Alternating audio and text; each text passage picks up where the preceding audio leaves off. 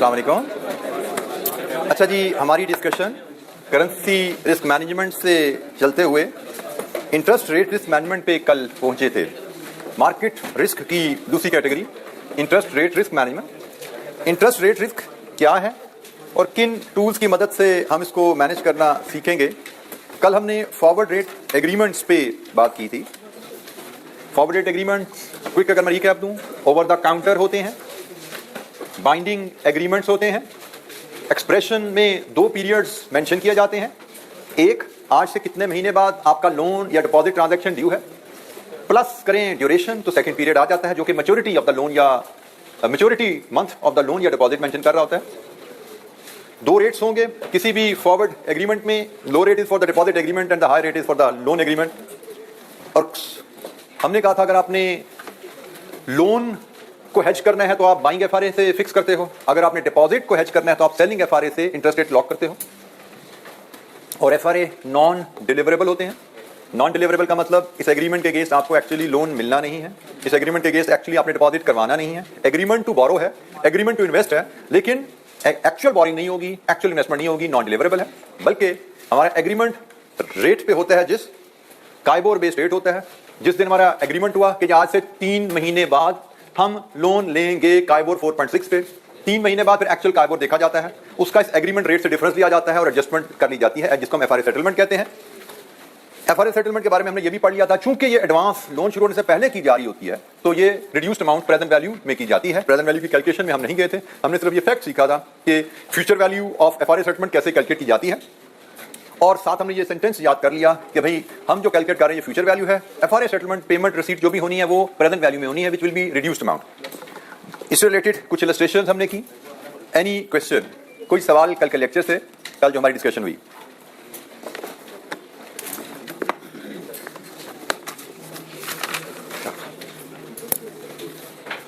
अच्छा जी, हमारा next tool, अब ये लैंग्वेज जो मैंने कहा था ना फिक्शन, थोड़ी सी वो नेक्स्ट लेवल पे जाने लगी है। इंटरेस्ट रेट फ्यूचर्स, हमने करेंसी फ्यूचर्स भी पढ़े थे। अब ये इंटरेस्ट रेट फ्यूचर्स हैं, लेकिन इनका मैकेनिज्म करेंसी फ्यूचर्स कुछ चीजें कॉमन है लेकिन कुछ चीजें डिफरेंट है। कॉमन चीजों की बात करें तो जस्ट लाइक करेंसी फ्यूचर, ये भी फ्यूचर एक्सचेंजेस में मिलते हैं, ओवर द काउंटर नहीं होते।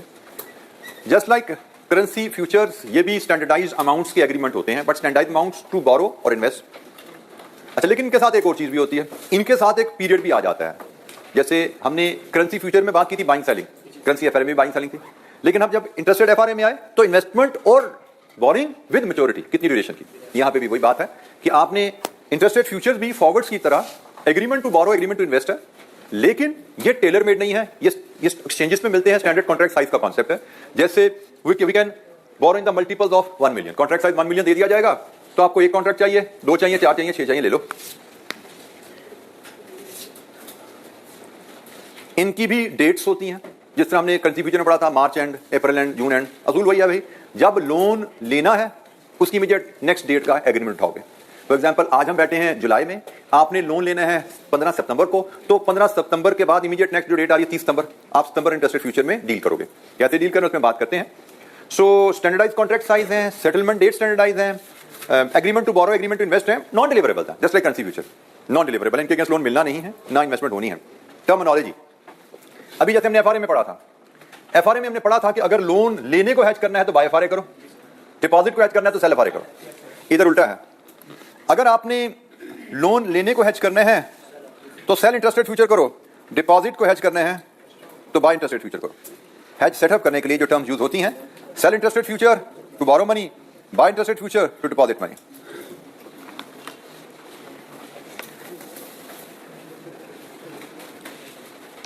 अच्छा, एक मैं बताना आपको चीज, यहां पे मैंने जिक्र शुरू किया था, मैं भूल गया कि मैच्योरिटी, एग्रीमेंट टू बोरो है, एग्रीमेंट टू इन्वेस्ट है। ये जो फ्यूचर्स होते हैं ये forward agreement, just like forward agreement to borrow, agreement to invest है, लेकिन इनकी मैच्योरिटी भी फिक्स होती है।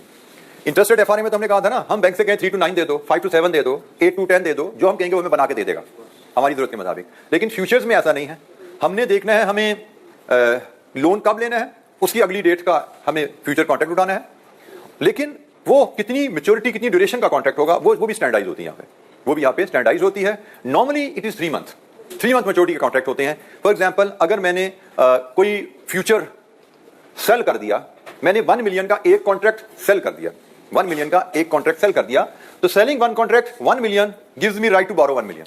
ऐसे ही एक कॉन्ट्रैक्ट बेचने का मतलब 1 मिलियन का कॉन्ट्रैक्ट है तो 1 मिलियन बोरो करने का राइट कितने अरसे के लिए? 3 months, unless question states otherwise. Unless question कहे कि आपके फ्यूचर की मैच्योरिटी 6 महीने है तो ज्यादा बात है, but normally interest rate future की मैच्योरिटी स्टैंडर्डाइज ग्लोबली 3 महीने होती है। हमें क्वेश्चंस माजी में आते रहे हैं सीफैप में भी और कैप में भी, जहां पे उसने 6 मंथ मैच्योरिटी का जिक्र किया हुआ है, बट नॉर्मली इट्स 3 मंथ्स। अच्छा, यहां पे भी टिक का जिक्र है। टिक वही minimum price movement of the future contract है, लेकिन फ्यूचर की प्राइस 2 डेसिमल तक जाती है। फ्यूचर की प्राइस 2 डेसिमल तक जाती है, तो अकॉर्डिंगली जो टिक साइज होगा वो 0.01% है। अच्छा, इसकी फ्यूचर की प्राइस का मैकेनिज्म थोड़ा सा डिफरेंट है इंटरेस्ट रेट फ्यूचर से। फॉर एग्जांपल, आज मैं अगर केस बनाऊं, आज से 1 जुलाई है, आज 1 जुलाई 23 है, और आपने इंटरेस्ट रेट एफआरए बैंक से कोटेशन ली, 3 to 6 कोटेशन आई 4.5 4.7%। अगर हम इसको अंडरस्टैंड करें, मैं से लोन में अगर इंटरेस्ट रेट तो मेरे रेलेवेंट रेट ये है 3 to 6 एफआरए, मतलब 1 जुलाई, अगर आज ये टुडे, इट इज टुडे, तो 3 महीने बाद अगस्त सितंबर अक्टूबर, 1 अक्टूबर को मुझे बैंक एग्रीमेंट ऑफर कर रहा है कि 1 अक्टूबर को 4.7% काइबोर पे लोन ले लेना। ऐसा ही है। 1 जुलाई को जब मैं ये एफआरए ले रहा हूं, ये एफआरए मुझे क्या बता रहा है, 3 महीने बाद 1 अक्टूबर को 4.7% काइबोर पे मुझे लोन मिल सकता है बैंक से। Agreement is, bank is committing to offer me loan at 4.7% on 1 October. अच्छा, अगर इसी अंदाज में हम इसको चलें फॉर द टाइम बिंग, हम इसको 3 मंथ्स में 1 अक्टूबर की जगह इसको जुलाई अगस्त सितंबर, मैं इसको 30 सितंबर ले लूं, एक ही बात है, ठीक है। मैंने इसको कहा 30 सितंबर को मुझे ये रेट ऑफर किया जा रहा है। अब अगर यही 1 जुलाई को मैं इंटरेस्ट रेट फ्यूचर देखूं सितंबर सेटलमेंट डेट का, बिल्कुल सेम अंदाज में इंटरेस्ट रेट फ्यूचर भी मुझे 30 सितंबर को लोन लेने का राइट दे रहा है। दो, ये भी नॉन डिलीवरेबल, ये भी नॉन डिलीवरेबल है। अब इंटरेस्ट रेट एफआरए ऑफर कर रहा है 30 नंबर का 4.7, तो असूलन इंटरेस्ट रेट फ्यूचर को भी 30 नंबर का रेट 4.7 के लगभग ही ऑफर करना है। हम अज्यूम करते हैं सेम 4.7 ही ऑफर कर रहा है, लेकिन फ्यूचर की प्राइस 100 माइनस 4.7 ऐसे मेजर की जाती है। फ्यूचर की प्राइस 100 माइनस 4.7 मतलब कितनी बनती है? 95.30%। दोनों टूल्स मुझे 30 नंबर का रेट 4.7 ही दे रहे हैं, लेकिन एफआरए की प्राइस 4.7 लिखी नजर आएगी, लेकिन फ्यूचर की प्राइस 4.7 नजर नहीं आती। फ्यूचर की प्राइस 95.3 नजर आती है। परसेंटेज का साइन शायद एग्जामिनर लगाए या ना लगाए, और इट इज अंडरस्टूड कि 95.3 कहां से आया है? 100 माइनस आर से। इसको हम कहते हैं 100 माइनस आर से बना हुआ है। आर इज द रेट, जो रेट है वो 100 में से माइनस करके प्राइस बनाई जाती है। एफआरए में रेट कोड किया जाता है, फ्यूचर में 100 माइनस रेट करके प्राइस कोड की जाती है। तो फ्यूचर की प्राइस 95.3 कोड की जाएगी। ये दोनों टूल सेम ही रेट ऑफर कर रहे हैं हमें। ये भी 4.7 ऑफर कर रहा है, ये भी 4.7 ऑफर कर रहा है। इसमें 4.7 सामने लिखा नजर आ रहा है, इसमें 4.7 छुपा हुआ है। 100 माइनस ये करोगे तो 4.7 निकल आता है, ठीक है। तो ये प्राइस की कोटेशन का डिफरेंस है। अब चूंकि फ्यूचर की प्राइस 2 डेसिमल तक है, तो यहीं से हमने पढ़ा कि minimum price movement which can be recorded is this, जिसको हम टिक साइज कह रहे हैं। ये हमारा टिक साइज इसमें 0.01% है। टिक साइज प्राइस में मिनिमम मूवमेंट, प्राइस 2 डेसिमल तक है, तो ये टिक साइज हो गया। फिर वैल्यू ऑफ टिक था। वैल्यू ऑफ टिक हमने कैलकुलेशन पढ़ी हुई है फ्यूचर में, that was tick size multiplied with contract size. Very good. Currency future में बिल्कुल ऐसे ही था। यहां के अगर चलें तो टिक साइज इज 0.01%, कॉन्ट्रैक्ट साइज अगर 1 मिलियन है तो ऐसा ही हो गया, लेकिन एक फैक्टर यहां पे हो रहेगा, that is maturity of the contract. Maturity of interest rate future, जो मैंने स्टैंडर्ड कहा 3 मंथ होती है, अनलेस क्वेश्चन अदरवाइज कहे। तो अगर मैच्योरिटी 3 मंथ्स है तो भाई ये रेट्स है ना, ये तो परसेंटेज है, परसेंटेज रेट तो सालाना होते हैं। अगर कॉन्ट्रैक्ट 3/12 का है तो उसको 3/12 करोगे। क्या मैच्योरिटी, सॉरी टिक्स वैल्यू 25। तो ये जनाब टिक वैल्यूज की निकलती है 25। सो इंटरेस्ट रेट फ्यूचर की कुछ टर्मिनोलॉजीज हमने देखी, बाय और सेल इंटरेस्ट रेट फ्यूचर, उसकी प्राइस का mechanism, tick size and value of tick. Value of tick maturity normally 3/12 standardize होती है, बट एग्जामिनर क्वेश्चन में सजेस्ट अदरवाइज। जैसे मैंने कहा मादी में हमने ऐसे क्वेश्चन देखे हैं जिनमें हमें बताया गया फ्यूचर कॉन्ट्रैक्ट की मैच्योरिटी 6 महीने है, तो उस केस में यहां पे फैक्टर पे 6/12 का लगता है।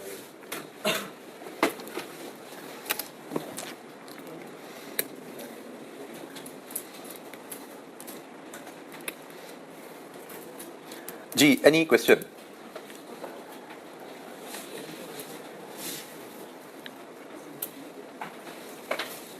ये जो भी प्राइस का मैकेनिज्म डिस्कस किया उसी के रेफरेंस से 4% अगर इंटरेस्ट रेट है तो फ्यूचर की प्राइस 100 माइनस 4 96 कोट होगी। अगर FRA का रेट 5.2% है तो फ्यूचर का रेट 94.78% होगा। तो रेट से प्राइस का रिलेशनशिप क्या है वो भी आपके सामने है। और इसी तरह अगर आपको प्राइस दी जाए तो प्राइस से रेट निकालना हो तो 100 में से प्राइस माइनस करा तो रेट निकालेगा। आपको बताया जाए फॉर एग्जांपल कि फ्यूचर की प्राइस 93.56 है तो इट इज अंडरस्टूड कि इंटरेस्ट रेट 6.44 है।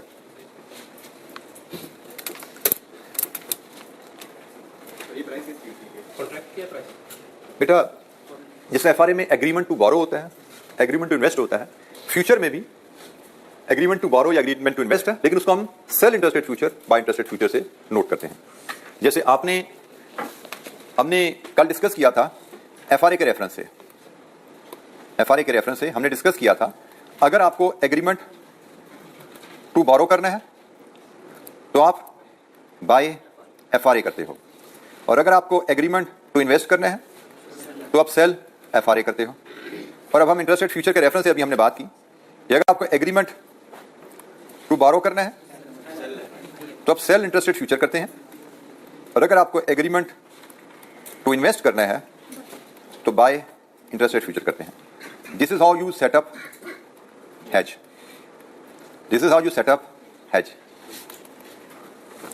हेज सेटअप करना कैसे है। यहां पे क्या था, एग्जैक्ट अमाउंट का एग्रीमेंट आपको मिल जाएगा, एग्जैक्ट मैच्योरिटी का एग्रीमेंट मिल जाएगा। यहां पे एग्जैक्ट अमाउंट का भी मिलेगा, एग्जैक्ट स्टार्टिंग डेट भी नहीं मिलेगी। यहां पे अमाउंट नंबर ऑफ कॉन्ट्रैक्ट से मेजर करोगे, amount to be borrowed divide with contract size, rounding off factor, and date, किस डेट का एग्रीमेंट मिलेगा वो मैंने बता दिया। 15 नंबर को लोन लेना है तो 30 नंबर वाला एग्रीमेंट आपके काम आएगा। हेज सेटअप के रेफरेंस से हमने अभी डिस्कशन की है। हमें बाय करने हैं या सेल करने हैं appropriate contract, number of contract, appropriate number of contracts, appropriate date के, और रेट। FRA में रेट आपको जो ऑफर किया जाता है, फॉर एग्जांपल वो 5% किया जा रहा है तो यही रेट IRF में 95.00 किया जाएगा ऑफर। एक ही बात है, एक्सप्रेशन डिफरेंट है, रेट एक ही है, यहाँ पे भी 5% है, यहाँ पे 5% है, लेकिन प्राइस यहाँ पे 5% दी जाती है, यहाँ पे 5% नहीं, यहाँ पे 95% दी जाती है। बट इट इज अंडरस्टूड कि यहाँ भी रेट 5% ऑफर हो रहा है आपको। अच्छा जी, इसका जो क्लोजर है, जिसकी सेटलमेंट है वो थोड़ी सी डिफरेंट हो जाती है। FRA की सेटलमेंट हमने बात की थी, क्या थी कि भाई हमने एग्रीमेंट ऑफर हो गया, जब डेट आएगी तब देखेंगे उसका काइबोर मार्केट में क्या चल रहा है, हमारे एग्रीमेंट का रेट और उस वक्त के काइबोर का रेट का डिफरेंस, आपस में FRA सेटलमेंट लेन देन हो जाता है। फ्यूचर की सेटलमेंट थोड़ी डिफरेंट है, हमें इस पे भी पास पेपर में क्वेश्चन आए हुए हैं। ये सेटलमेंट थोड़ी डिफरेंट है। ये डिफरेंट सेटलमेंट कैसे होती है,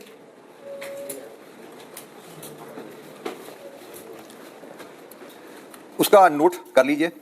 interest rate future settlement is done by entering into reverse agreement। Reverse agreement, जैसे आपने एग्रीमेंट टू बोरो किया, एग्रीमेंट टू बोरो में क्या किया आपने, सेल इंटरेस्ट रेट फ्यूचर, इसका रिवर्स सेटलमेंट करके आपका होता है बाय इंटरेस्ट रेट फ्यूचर, ये ऐसी सेटलमेंट होती है। इसी तरह आपने जब एग्रीमेंट टू इन्वेस्ट किया, आपने किया बाय इंटरेस्ट रेट फ्यूचर, इसकी सेटलमेंट के लिए इसका रिवर्स होगा। इंटरेस्ट रेट फ्यूचर में दो एग्रीमेंट होते हैं, एक हेज सेटअप करते हुए, एक हेज सेटल करते हुए। FRA में एक एग्रीमेंट हुआ था, एंड में डिफरेंस का लेन देन हो गया था, ठीक है। इससे पहले हमने दो एग्रीमेंट्स नहीं देखे, यहां पे दो एग्रीमेंट्स आ रहे हैं, एक हेज सेटअप के वक्त और एक हेज क्लोज करते वक्त। हेज सेटअप करते वक्त कौन सा एग्रीमेंट करना है वो यहां पे पता लग गया, हेज क्लोज सेटल करते हुए रिवर्स एग्रीमेंट करना है। अगर आपने यहां पे सेल किया था, यहां पे क्लोज बाय करना है, यहां पे बाय किया था, यहां पे सेल करना है। आगे की कहानी इसके बाद हम देखेंगे, लेकिन फिलहाल हमने कहा जी हेज सेटअप कैसे होता है फ्यूचर का, और हेज सेटलमेंट के लिए हमें क्या करना पड़ेगा फ्यूचर में। इसकी वर्किंग अभी हम बनाएंगे इंशाअल्लाह आगे चल के, इसमें मैथमेटिक्स थोड़े से इन्वॉल्व हैं, उसको हम देखेंगे। बट पहले डिस्क्रिप्शन भी, हमें स्टोरी भी क्लियर करनी है।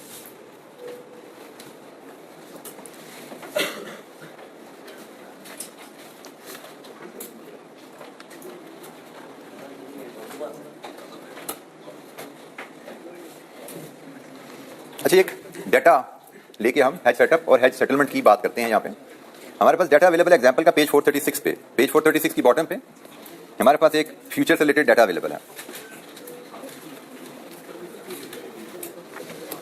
A company will need to borrow 8 million rupees for a period of 3 months from the end of May. It is now January.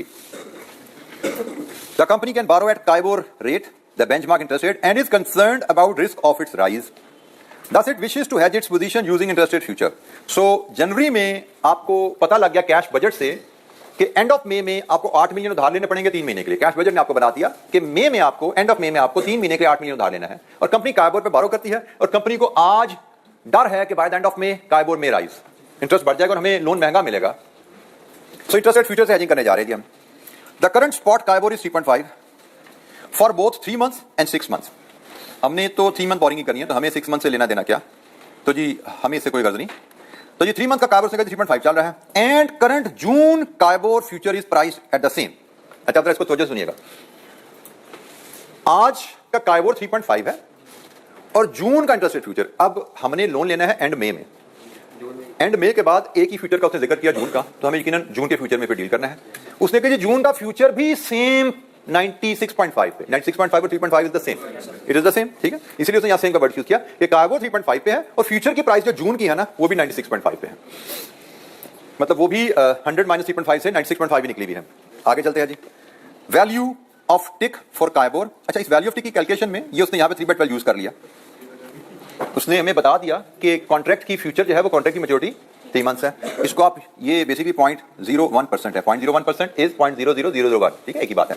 तो ये उसने कैलकुलेशन जो हमने भी की थी तकरीबन वही है, कॉन्ट्रैक्ट साइज 1 मिलियन है, 0.01% इंटू 3/12। तो उसने कहा जी टिक की वैल्यू 25 है। सपोज जरा कहानी आगे सुनिए। अब हम चले, हम पहले के काम करते हैं, हम इसका हेज सेटअप कर लेते हैं। हम इसका हेज तो यहां तक इंफॉर्मेशन की बेस पे हम हेज सेटअप करते हैं, फिर हम एंड में जाके हेज सेटलमेंट की बात करेंगे। ये हम इंटरेस्ट रेट फ्यूचर को डिस्कस कर रहे हैं, उसकी एग्जांपल पे बात कर रहे हैं। और हम पहले जनवरी, क्या डेट उसने स्टार्ट जनवरी लिखा, क्या लिखा, इट इज नॉट जनवरी, हम जनवरी में हैं और जनवरी में हम सेटअप करेंगे इंटरेस्ट रेट फ्यूचर हेज। तो जनाब हेज सेटअप करने के लिए हमें क्या करना है, बाय और सेल। हमें सेल करना है इंटरेस्ट रेट फ्यूचर, कौन से, जून के, किस प्राइस पे, 96.50 पे। परसेंटेज साथ लगाओ या ना लगाओ फर्क नहीं पड़ता। हमें एग्जामिनर हो सकता है जून के अलावा सितंबर के फ्यूचर का, जुलाई का, अगस्त का जिक्र भी करता। तो हमने ख्याल रखना है, हमने जिस तारीख को उधार लेना है, जिस तारीख को फ्यूचर में हमने इन्वेस्टमेंट करनी है, उसके इमीडिएट बाद की डेट लेनी होती है हमने। तो हमारे एंड मई के बाद पहला जो जिक्र आ रहा है वो जून का आ रहा है। अगर वो हमें एंड मई के बाद 31 मई का फ्यूचर भी दे देता तो हम वो उठा लेते।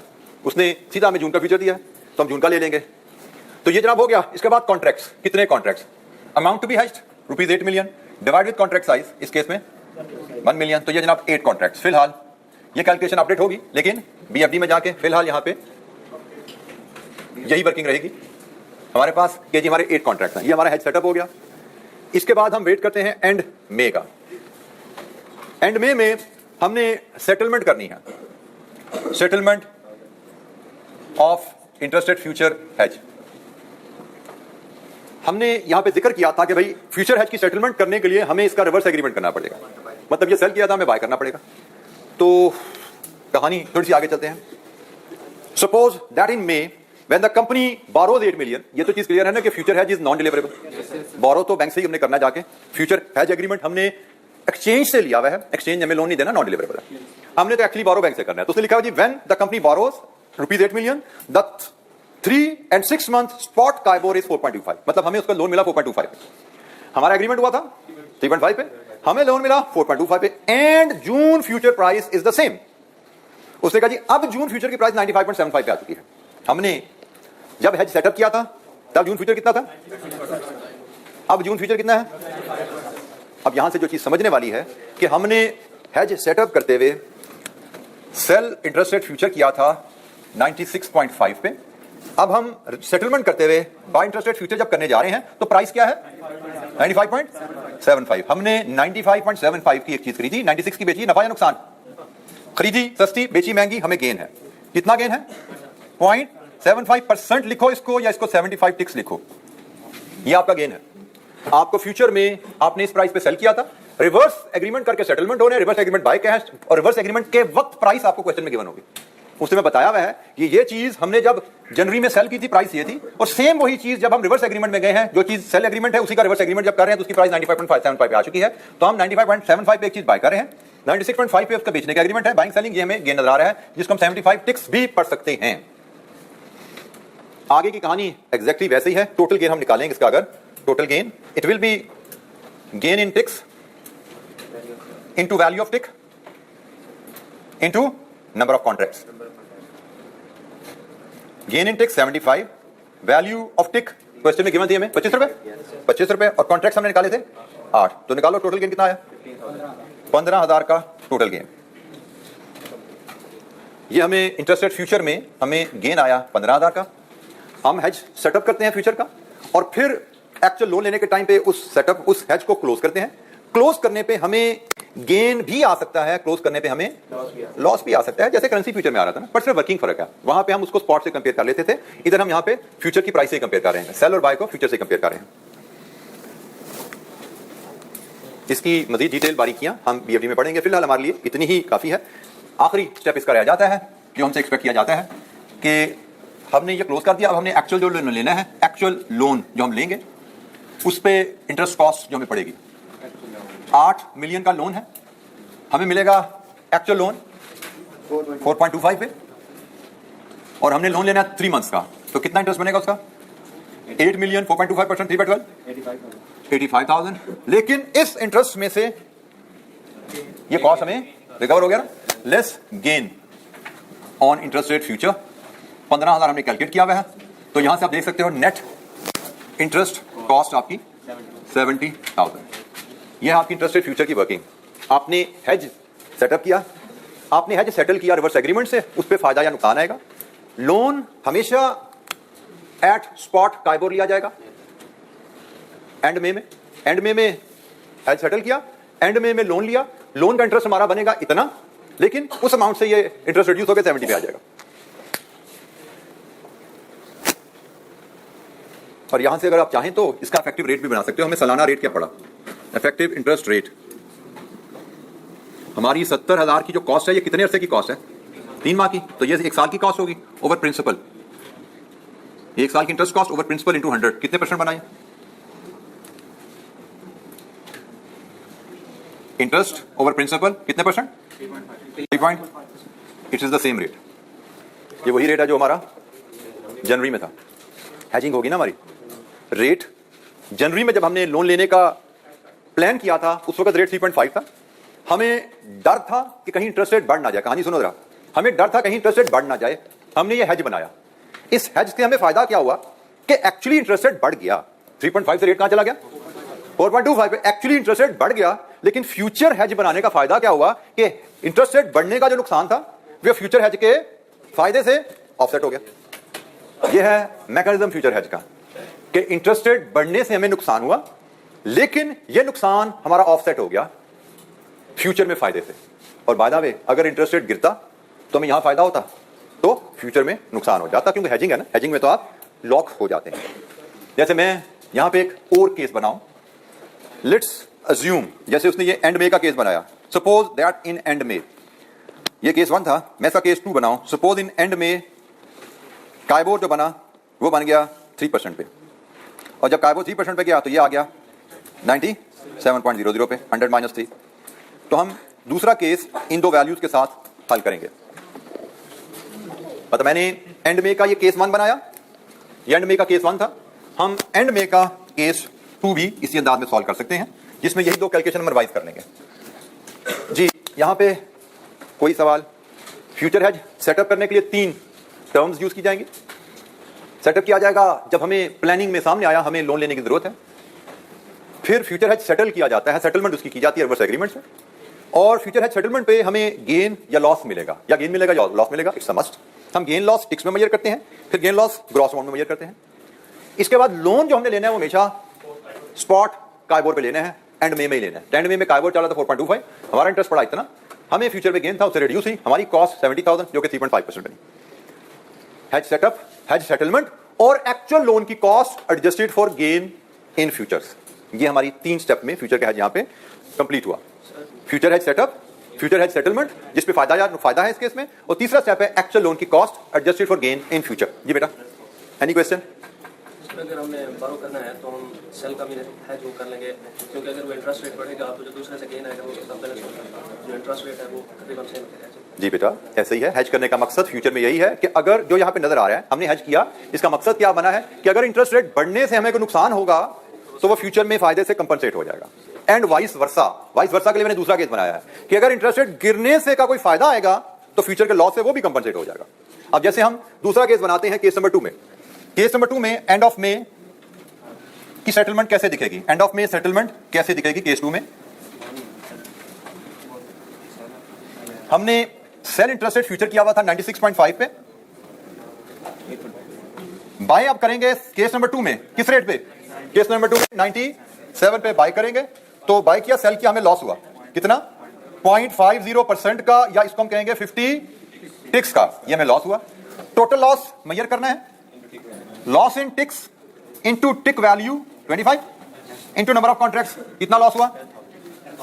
टोटल लॉस हुआ आपका 10,000 का। दिस इज टोटल लॉस जो आपको फ्यूचर में आया। 50 टिक्स बनते हैं 10,000 रुपए।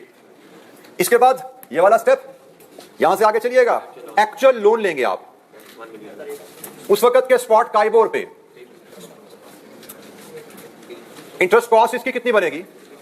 8 मिलियन के लोन पे 3% के हिसाब से 3/12 60,000 ये कॉस्ट है, और ये कॉस्ट ये पड़ी भी है, loss on interest rate future 10,000 की ऐड कर दो। टोटल कॉस्ट कितनी बनी? Total interest cost is the same 70,000। ये भी 70,000 थी, ये भी 70,000 है। यही तो हेजिंग है। क्या इंटरेस्ट रेट ऊपर जाए, इंटरेस्ट रेट नीचे जाए, हमारी कंपनी की सेहत पे इसका कोई फर्क नहीं पड़ा। जब हमने ये हेज बना लिया, इसके बाद इंटरेस्ट रेट बढ़ जाए 4.25 पे चला जाए, या इंटरेस्ट रेट गिर जाए 3% पे आ जाए, हमारी कॉस्ट वहीं की वहीं 70,000 पे रहती है। हमारी कॉस्ट में कोई फर्क नहीं पड़ता। This is hedging. तो इंटरेस्ट रेट फ्यूचर्स के थ्रू हेजिंग। हमने लोन का एक केस देखा जी। Any question? Interest rate futures,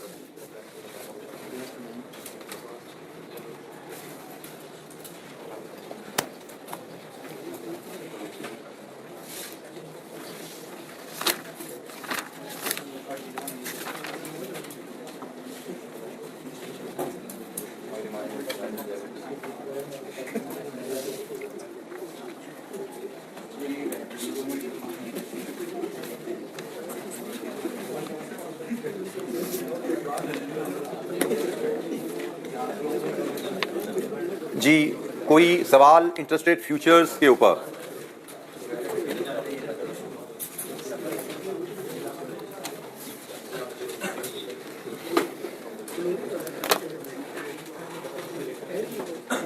अच्छा जी, मैं एक एग्जांपल और क्रिएट कर रहा हूं। Deposit interest rate future to hedge deposit. मैं आपके सामने डेटा क्रिएट कर रहा हूं। कंपनी, बल्कि हम पहले स्टार्ट करते हैं आज तारीख से। आज लेट्स अज्यूम 1 जनवरी है। Company needs to invest ₹10 million in April for 3 months. Current company can invest at Kaibor, which is currently 4%. June interest rate future, 3 months maturity, are also quoted at 96%. Contract size ₹1 million. Requirement: determine the net interest income that can be secured using interest rate future hedge under following scenarios. Scenario number 1,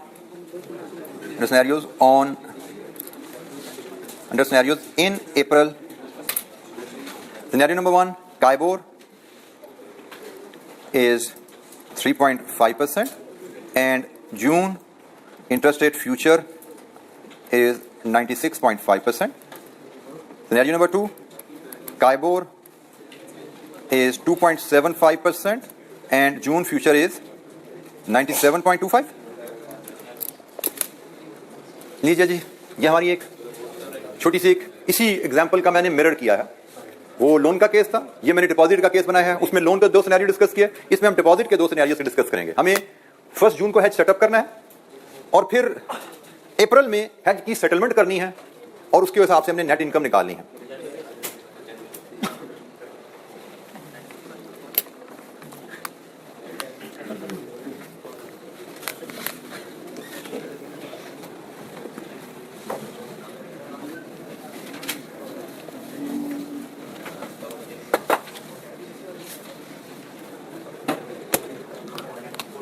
हमें has setup करने हैं जनवरी में। 1 जनवरी को हमें setup करना है interest rate future has.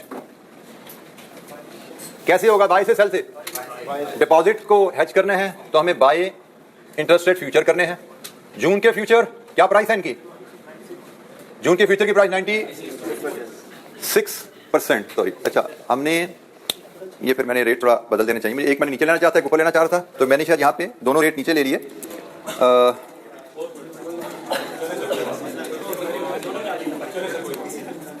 इसको आप कर लें 4.3, तो ये बन जाएगा 95.7। ठीक है, ये हमारे दो रेट्स बन जाएंगे। तो हमारा हेज सेटअप हो रहा है 96% पे, और कॉन्ट्रैक्ट्स कितने हैं? 10 million over 1 million, it is 10। Hedge setup आपका होगा बाय इंटरेस्ट रेट फ्यूचर से। जून कॉन्ट्रैक्ट, क्योंकि आपने इन्वेस्टमेंट करनी है 1 अप्रैल की, 1 अप्रैल के बाद जून का कॉन्ट्रैक्ट आपको अवेलेबल है, एक ही 96 की प्राइस गिवन है आपको, और contracts amount to be hedged divide with contract size. इसके बाद आप वेट करते हैं अप्रैल का, यहां पे आपको इंटरेस्ट रेट फ्यूचर की सेटलमेंट करनी है। सेटलमेंट के लिए हमने क्या पढ़ा? हमें इसका रिवर्स एग्रीमेंट करना है और उस पर देखना हमें फायदा नुकसान क्या हुआ। रिवर्स एग्रीमेंट और उसका फायदा नुकसान, हमने पहले बाय इंटरेस्ट रेट फ्यूचर किया हुआ था 96 पे, अब हम सेल इंटरेस्ट रेट फ्यूचर करेंगे और हम केस नंबर 1 डिस्कस कर रहे हैं। तो केस नंबर 1 में फ्यूचर 96.50 पे बाय किया, सेल किया, फायदा या नुकसान? फायदा हो गया। 96 का बाय करके 96.50 पे बेचा, 0.5% का गेन। इसको हम 50 टिक्स भी पढ़ सकते हैं, ये हमारा गेन है जी। हमारी वैल्यू ऑफ टिक हमें यहां पे गिवन तो नहीं है, बट हम कैलकुलेट कर सकते हैं। पिछले सवाल में वैल्यू ऑफ टिक गिवन थी। वैल्यू ऑफ टिक होता है contract size into tick size into contract maturity. Contract maturity 3/12, it comes to 25। Value of tick contract size into tick size into 3/12। Contract maturity given है question में 3 months. ऐसे contract size given है 1 million, tick size हमने price से उठा लिया 0.01%, तो 25 रुपए टिक साइज है। यहां से अब हम टोटल गेन ले सकते हैं। टोटल गेन होगा 50 ticks into 25 value of tick into contract 10, 12,500। लीजिए जी, FRA इंटरेस्ट रेट फ्यूचर की सेटलमेंट होगी, उस पर हमें गेन मिल गया। इंटरेस्ट रेट फ्यूचर की सेटलमेंट और उस पर हमें गेन हो गया 12,500 का। अब क्या करना है? एक्चुअल इन्वेस्टमेंट करनी है, एक्चुअल डिपॉजिट करना है, और उस पर हमें इंटरेस्ट इनकम आएगी। एक्चुअल डिपॉजिट पे इंटरेस्ट इनकम आएगी। एक्चुअल डिपॉजिट करना है हमने 10 मिलियन का, और उस पे एक्चुअल इनकम हमें आएगी केस नंबर 1 3.5% की फॉर 3/12। कितनी बनी इनकम? 10 million 3.5% into 3/12 87,500। ये हमारी इनकम है, और इस इनकम में ये वाला गेन ऐड कर दो। Add gain on interest rate future 12,500, तो हमारी इनकम होगी total 1 lakh. Total interest income हमारी बनी 1 लाख। ये जनाब हमने केस 1 डिस्कस किया कि अगर हमारे हेज बनाने के बाद इंटरेस्ट रेट गिर जाएं, हमने जब हेज किया था तब इंटरेस्ट रेट मिल रहा था 4% का, और जब डिपॉजिट करने का टाइम आया तब इंटरेस्ट रेट गिर गया 3.5 पे आ गया था, तो हमने इंटरेस्ट इनकम तो 3.5 पे कमाई, लेकिन फ्यूचर में हमें कुछ फायदा हुआ था जिससे हमारी इनकम बढ़ के 1 लाख पे चली गई। और अगर आप इफेक्टिव रेट यहां देखना चाहो तो ये 1 लाख का मतलब किस रेट में इनकम कमाई हमने? Effective interest income rate. हमारी 1 लाख इनकम 3 महीने की है, तो साल की इनकम क्या बनती है? ये हमारी इनकम बनी, इसको डिपॉजिट से डिवाइड कर दो, 10 मिलियन का इंटू परसेंट, इट इज 4%। तो भाई जब हमने हेज किया था तब इंटरेस्ट रेट क्या चल रहा था? 4% का। 4% का रेट था, तो इंटरेस्ट रेट गिरा जरूर, बट हमारी इनकम पे असर नहीं पड़ा। हमने हेज की मदद से अपनी इनकम बचा ली। हमें इनकम 3.5% पे मिली, लेकिन जो कमी हुई थी वो हमने फ्यूचर के फायदे से कंपनसेट कर ली। ये हमारा केस नंबर 1, डिपॉजिट का केस नंबर 1 हमने डिस्कस किया।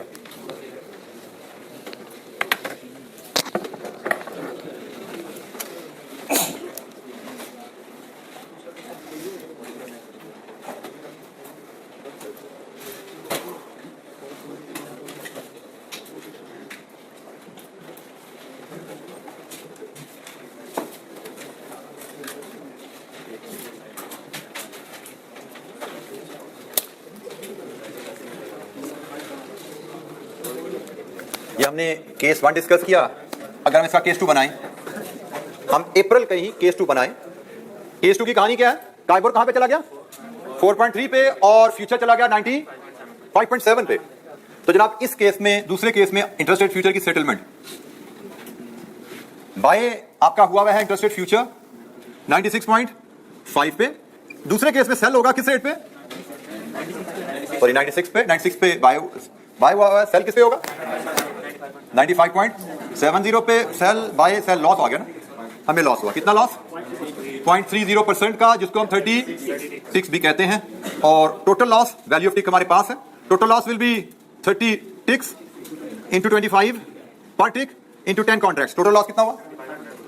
7500 का टोटल लॉस हुआ। हमें इंटरेस्ट रेट फ्यूचर हैज में सेटअप करना, सेटल करना, उस पर कितना नुकसान हुआ। इसके बाद हम एक्चुअल डिपॉजिट करेंगे, जिस पे हमें इंटरेस्ट इनकम आएगी 10 मिलियन पे 4.3 के हिसाब से 3/12 कितनी income I? 107,500 and this income will be reduced by loss on interest rate future 7,500। तो नेट इनकम, तो नेट इंटरेस्ट इनकम वहीं की वहीं खड़ी दी है। 1 लाख मतलब 4%। 1 लाख 4%। तो इंटरेस्ट रेट फ्यूचर हेजिंग, आपने हेज बनाया, उसके बाद इंटरेस्ट रेट ऊपर जाए, इंटरेस्ट रेट नीचे जाए, आपकी इनकम, आपकी कॉस्ट लॉक हो जाती है। फ्यूचर का मैकेनिज्म ही इस अंदाज में बिल्ड किया गया है कि अगर मार्केट में इंटरेस्ट रेट बढ़ते हैं तो फ्यूचर की प्राइस गिर जाती है, अगर मार्केट में इंटरेस्ट रेट गिरते हैं तो फ्यूचर की प्राइस बढ़ जाती है। अगर आपको इंटरेस्ट रेट के बढ़ने की वजह से नुकसान होगा तो फ्यूचर की प्राइस गिरने से आपको फायदा हो जाता है, और अगर इंटरेस्ट रेट गिरने से आपको फायदा होगा तो फ्यूचर प्राइस बढ़ने से आपको नुकसान हो जाता है। नुकसान फायदा कंपनसेट कर जाते हैं और आपकी नेट इनकम या नेट कॉस्ट जो टारगेट रेट होता है उस पर रह जाती है। इंटरेस्ट रेट फ्यूचर हेज, मैंने एक केस आपसे डिस्कस किया, बल्कि लोन के केस में 2 सिनेरियो डिस्कस हुए, डिपॉजिट के केस में 2 सिनेरियो हमने यहाँ पे डिस्कस किए। ये जो डिपॉजिट का सिनेरियो है ये किताब में अवेलेबल नहीं है, इसको यहाँ पे मैंने ऐड किया, तो आप अपने नोट्स में इसको रख लीजिए अपने पास रिवीजन के लिए।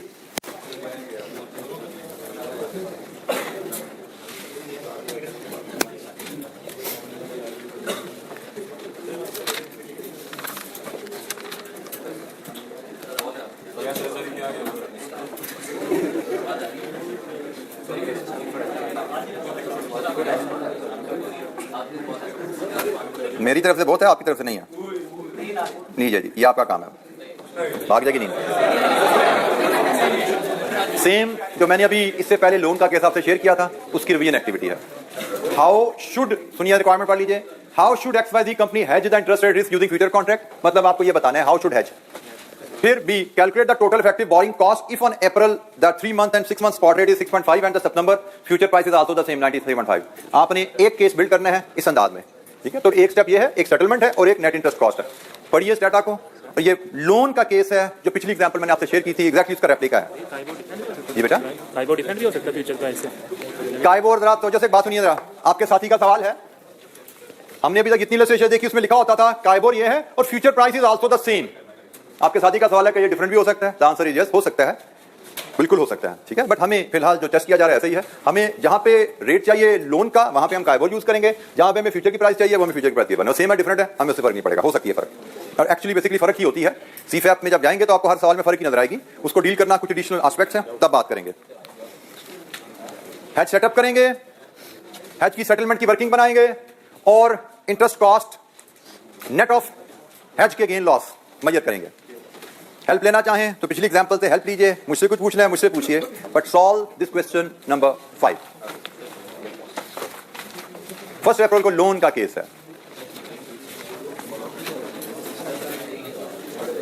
जनवरी में आपने बजट बनाया जिसमें पता लगा आपको अप्रैल में लोन लेना है, तो जनवरी में आपको हेज सेटअप करना है। लोन का हेज है, कैसे सेटअप होता है? सेल इंटरेस्ट रेट फ्यूचर,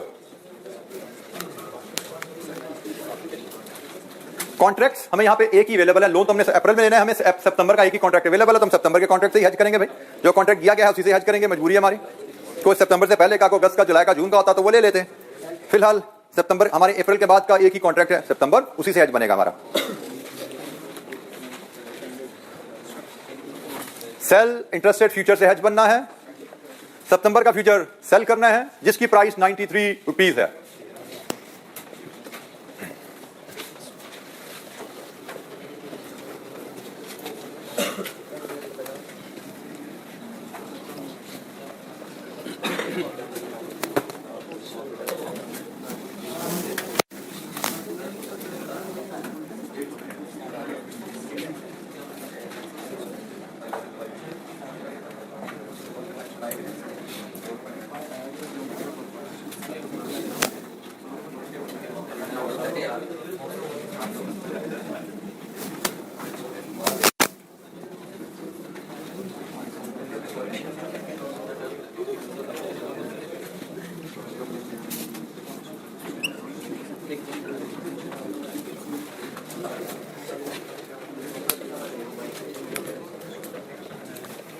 यहां पे एक चीज जो आपको नोट करनी है कि आपका लोन पीरियड भी 6 मंथ है, कॉन्ट्रैक्ट भी 6 महीने का है। ये उसने आपको वैल्यू ऑफ टिक की कैलकुलेशन में बताया हुआ है। जैसे हमने पिछली एग्जांपल देखी, उसमें कॉन्ट्रैक्ट की मैच्योरिटी 3 महीने थी, वैल्यू ऑफ टिक में 3 महीने यूज किया हमने। यहाँ पे उसने वैल्यू ऑफ टिक में 6 महीने यूज किया हुआ है, तो 500 रुपए वैल्यू ऑफ टिक है। यहाँ पे 10 मिलियन का कॉन्ट्रैक्ट है, वैल्यू ऑफ टिक 500 रुपए क्वेश्चन में गिवन है आपको। हेज सेटअप के जो पॉइंट्स है मैंने आपके सामने लिखे हैं। जब हम इसको काउंट करेंगे तो 1 अक्टूबर को इसको हम 30 सितंबर का कंसीडर करेंगे। बेटा 1 अक्टूबर आपकी मैच्योरिटी बन रही है, मैंने आपको कहा जब लोन लेना है तब 1 अप्रैल के बाद का जो भी कॉन्ट्रैक्ट है वो आपको चाहिए। वो 30 अप्रैल का है, वो 31 मई का है, वो 30 जून का है। एक चीज समझो, आपको रिस्क कब तक है? जब तक आपने लोन नहीं लिया, 1 अप्रैल तक रिस्क है आपको। तो आपको 1 अप्रैल तक की सिक्योरिटी चाहिए। जब लोन ले लिया फिर तो रिस्क खत्म हो गया, फिर तो आपका एग्रीमेंट हो गया बैंक से इंटरेस्ट रेट पे ऊपर।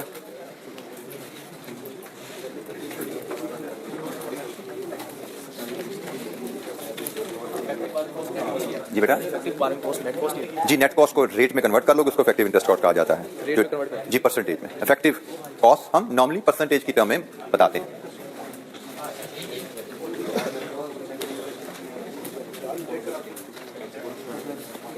कितने अच्छा मैथ है आपका, 57/10 5.6 कहाँ से निकालते हो ये? इधर से निकला या कोई कैलकुलेटर पकड़ा हुआ हाथों से निकला?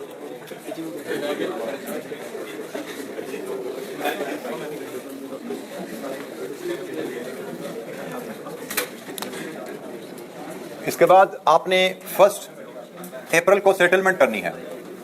Settlement of interest rate future 1 अप्रैल को। सेटलमेंट कैसे होनी है? सेल किया था इंटरेस्ट रेट फ्यूचर 93 पे, बाय करके सेटलमेंट होनी है। बाय किस प्राइस पे होने हैं? बाय द वे हमारा पार्ट यहाँ पे खत्म हो गया, पार्ट बी पे हम आ गए ना। बाय होने हैं 93.5 पे, तो इसका मतलब हमें होगा सेल बाय लॉस 0.5% का या 50 टिक्स का। टोटल लॉस,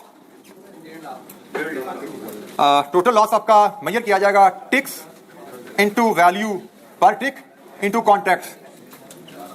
1.5 लाख 150,000 का टोटल लॉस हुआ, ये कहानी भी क्लोज हुई। इसके बाद क्या होगा? एक्चुअल लोन लिया जाएगा। एक्चुअल लोन पे इंटरेस्ट कॉस्ट मेजर की जाएगी हमारी क्या आने वाली है। हमने लोन लेना है एक्चुअल 57 मिलियन का, हम लोन लेंगे 6.5% पे, और लोन लेंगे हम 6/12 1852 ये हमारी एक्चुअल इंटरेस्ट कॉस्ट है, और इसमें ये लॉस ऐड हो जाएगा। Add loss on interest rate future which is 150,000।